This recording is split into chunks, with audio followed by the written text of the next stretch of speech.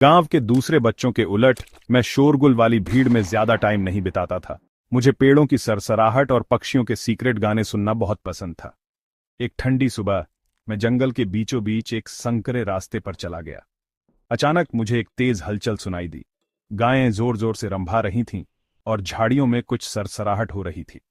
जैसे ही मैं करीब सरका, मेरे दिल की धड़कन तेज हो गई।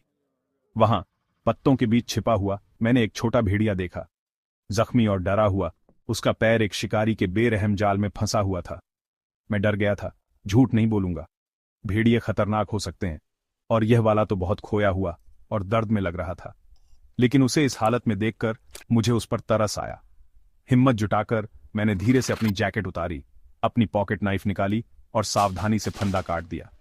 भेड़िया कराहने लगा और दूर खींचने की कोशिश करने लगा। लेकिन जब उसे एहसास हुआ कि मेरा उसे नुकसान पहुंचाने का कोई इरादा नहीं है, तो उसने मेरा हाथ सूंघा और थोड़ा सा सिर हिलाया, जैसे शुक्रिया कह रहा हो। उसके बाद हर रोज मैं भेड़िए के लिए खाना और पानी लाता था।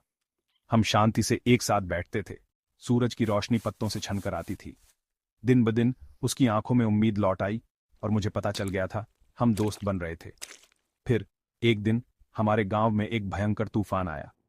अचानक हाथियों का एक झुंड खोया हुआ और डरा हुआ खेतों में घुस आया।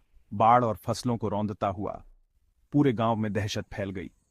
मैं जितनी तेजी से भाग सकता था जंगल के किनारे भागा और चिल्लाया, आश आओ, हमारी मदद करो। मेरे भेड़िए दोस्त आश ने हाथियों को देखा और एक जोरदार दहाड़ के साथ उनके आगे कूद पड़ा। वह लंबा और भयंकर खड़ा था और हाथी हैरान होकर मुड़े और जंगल में वापस भाग गए। गांव वाले विश्वास नहीं कर पाए। उन्होंने मेरे लिए तालियां बजाईं और उससे भी ज्यादा मेरे बहादुर दोस्त आश के लिए। जब सब खत्म हो गया, आश ने मेरी तरफ देखा, अपनी पूंछ हिलाई और पेड़ों में गायब हो गया। लेकिन गायब होने से ठीक पहले उसने खुशी से 3 बार दहाड़ा, जैसे एक वादा हो, मैं सेफ हूं और मैं हमेशा पास रहूंगा। क्योंकि कभी कभी सबसे अच्छी दोस्ती वहां मिलती है जहां आपको उनकी सबसे कम उम्मीद होती है। और असली बहादुरी, वह किसी की परवाह करना है तब भी जब आप डरे हुए हों।